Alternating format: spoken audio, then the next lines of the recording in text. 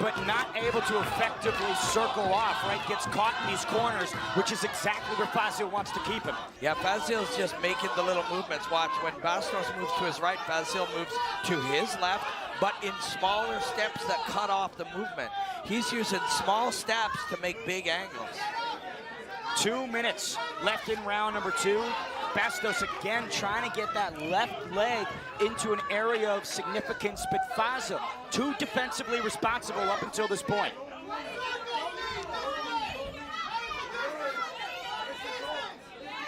But it is becoming more and more even, right, Namo? Yes, Fazil, it is. Yes, not on it the is. gas as much as he was in the first frame. Bastos is just playing, having fun with the fundamentals. Straight punches, clean kicks, responsible with his hands. Front kick, good position. And ties him up, staying calm. But that, Fazil's gonna find a way, right? He found a way at the end of round 1, and now with a minute remaining in round 2, he's gotta take this minute. And even with that body lock takedown spot for Fazil, it's still a negation of damage from Guilherme Bastos to lock in, retain the posture, and not get cloistered into the corner. Yeah, Bastos is better than the uneducated eye would guess right here. He's actually having a great fight in through 2 rounds. Doesn't mean he's not about to get touched, but he's having a really good couple of rounds, this kid is. Nice teep from Bastos, doubles up, tries to go high. Fazil still blocking effectively, but you know, we talk about chipping away in combat sports, and all of these leg kicks and body kicks and head attempts from Guilherme Bastos will add up. Yeah, and it's not only slowly affecting the body there, and he touches one up to the head, but it's helping him too. He's getting more belief in what he's doing as he's doing it, is Bastos. And Namo Fazil appears to be maybe fading ever so slightly. Nice movement from Guilherme moments ago. And another rear-led head kick to the open side. No longer is Guilherme Bastos getting stuck in the corners. Now he's playing Matador with the Kurdistan representative. There's a round apiece here. And for Namo, what might be the mental layer of having such a great first frame and then really struggling to announce yourself in the second round? I mean, he has so much experience that he's had to have had, you know, a round go the wrong way for him. So you can draw on that experience. He's not a front runner. He's not a guy who needs every minute to go his way, but it's not easy, man. You're tired now. It's been a long day and a long night, and you're going into a third round of a fight really you should have been out front of by now based on experience alone. It has been a night of upsets maybe here at KC 58. The underdogs rising to the occasion. Yeah. Could that be virtue of the time delay, other factors, the uncontrollables like we talk about so much, Robin? When things go in unpredictable ways, how do you handle it? And this kid has handled everything that's come his way so well, and not fighting for 11 years means he was a very unknown quantity.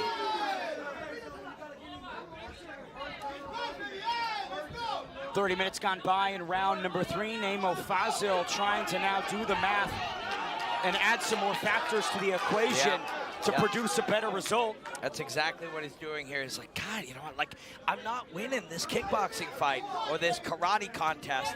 I have to get inside and maybe grapple, see if I can hurt him on the takedown, see if I can make him think differently, interrupt his flow. I got to do something.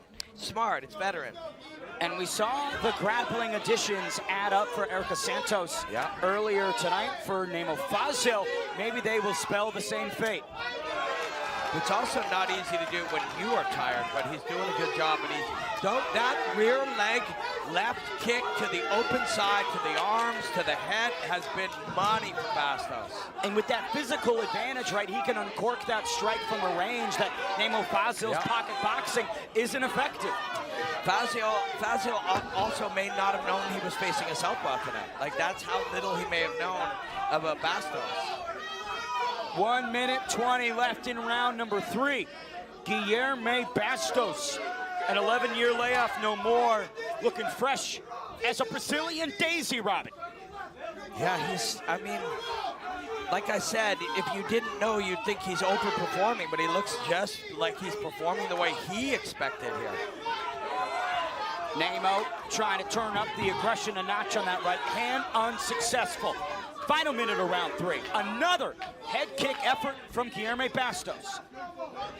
Yeah, that left kick all over, up, down, middle, has been just gold for him. There it is again. And namo Fazil just hasn't found an effective answer in these final 35 seconds. What could he possibly maybe do to negate that strike from Bastos? You know, if that double block has worked, but you know what? Actually, you just saw it right there. He's doing the hard part, which is the block, but he's not doing the fun part, which is hit you, right? And that, when he goes back and looks at it, trying to catch it is great, but you have to hit back. You got to make him pay. Like an arsonist, Guilherme Bastos burning the clock as we take it to the final moments of round number 3. An educated, high IQ performance from an unknown commodity that has really represented himself to the combat sports world, Robin. He might have burned his way right into victory here. Honestly, look how chill he is. He's like, I'm not surprised, you know? And again, we thought he'd be facing Lorenz Larkin. Yeah, well, yeah. and tonight, the way he looks, he could handle that, right? He wouldn't have been out of his depth against that level because Fazil is extremely, extremely high level. Look at this kid.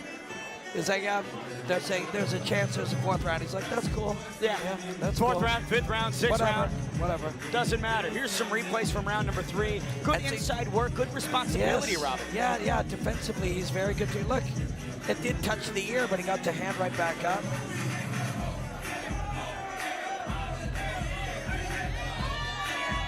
Personally, I am not a judge, and I'm glad I'm not, but I think you could see it for Guilherme for sure. I could absolutely see discipline, precision, power. The Air National Guard and Karate Combat, where warriors are forged. And Robin, talking about one warriors, more round. We do have one more round. How can you work that into that? All right, fight man, get prepared for one more round. But let me read that one more time. Discipline, precision, power. No. Yeah, I love it. Sudden death round between Bastos and Fazil. Namo Fazil issuing maybe an eye poke. He's saying he got eye poke. Wow. Well, maybe we can get a replay. It's possible. Certainly is possible, but I gotta say, that sucked the energy, the wind out of the sails. Here's a replay of it. Let's see. Yep, thumb. I mean, I saw the extended thumb. I didn't see it make contact there, but you see the thumb coming out extended, and you see the response. Now, Robin, we see eye pokes so frequently in combat sports, but to further re-educate, talk to me about the impact that has. Big. Yeah, I mean, your senses are all you got, right? Touch, feel. Well, touch and feel, I guess, are the same sense. Some variation of the same sense. Sight, you don't need smell a great deal, but you don't have a great amount of tools with which to gauge what's happening. You only got 2 eyes, and there's one of them getting thumbed right. Oh. Yep.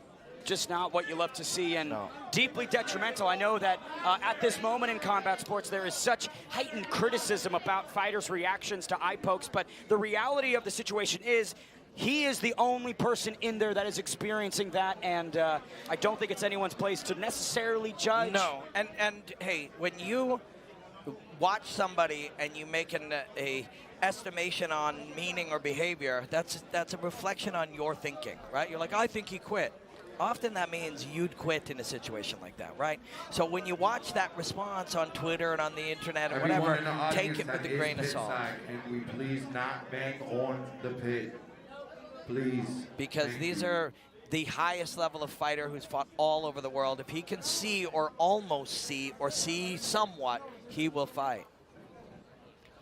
Namo Fazil getting some assistance from the cornerman. Looks like he's blinking it out. He's like, I'm doing it. Namo Fazil did not come all this way to allow these X factors to prevent him from trying to get the hand raised here in Miami. You know, on the other end of that, you know, the judgment is sometimes people are like, well, I can't see, but I'm going to fight anyways. And that's not the sanest choice. You know, Robin, that type of resilience and ability to nice head kick that does connect for Bastos. And he just fights his way right through it. Nemo just fights his way right through it. But that left kick has been there all night for this kid. And like we've talked about with these sudden death rounds, it does not matter what came before. These 3 minutes are all that seriously have critical importance. And Fazil looking to make the most of them.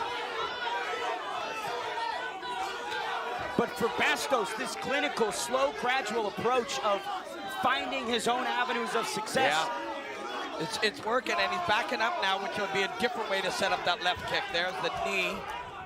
Again, Fazil going for the takedown, but Guilherme Bastos likes that. Yep. And he's got sort of a little guard. He's showing a little bit of guard choices here. This is a good martial artist, man. You can see it, this Bastos. Both. We got two elite martial artists here fighting each other into the 4th round at 2 o'clock in the morning in Miami here in Karate Combat 58. But for Guilherme Bastos, all the good work that you did in those first 3 rounds, right, kind of less important. Namo Fazil pushing the pace, being the aggressor, issuing more offense. Bastos cannot afford to simply clinch up and lock down and guard in these spots. No, it's true. And I'm just taking a look at the swelling around Nemo's eye here. It's a little scratch or a tattoo, I can't tell. Maybe he's got a tattoo by the eye. 75 seconds remain in this welterweight clash. Guilherme Bastos, in my opinion, needs to start to come alive.